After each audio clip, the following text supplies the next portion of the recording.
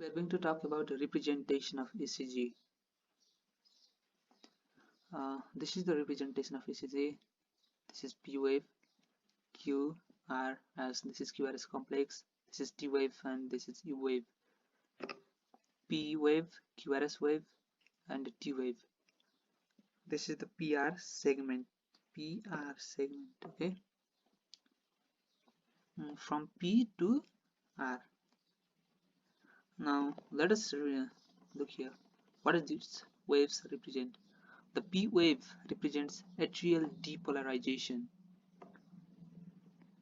and the PR segment is an isoelectric line which represents AB nodal conduction.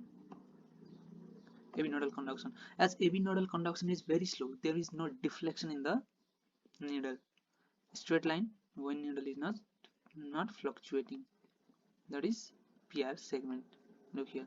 This is the PR segment. This is the P wave which represents atrial depolarization, and PR segment represents AB nodal conduction. Now the Q, one set of ventricular depolarization, that is septal ventricular depolarization. Look here, this is the Q.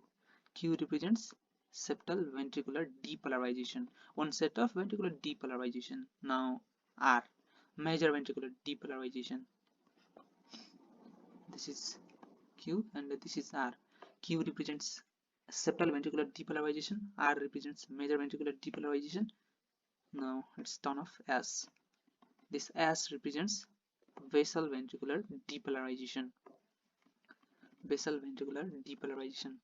Now again straight line, ST segment.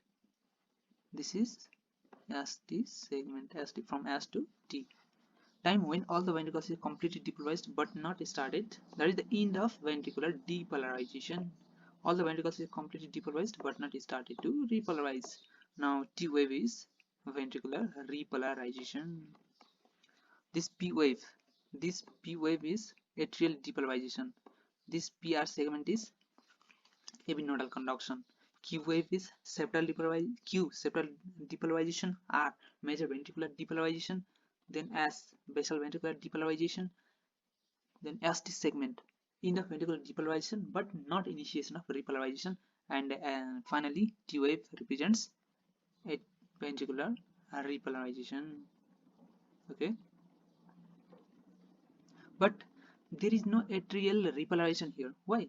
The atrial repolarization coincides with the ventricular depolarization, so that which is masked by ventricular depolarization.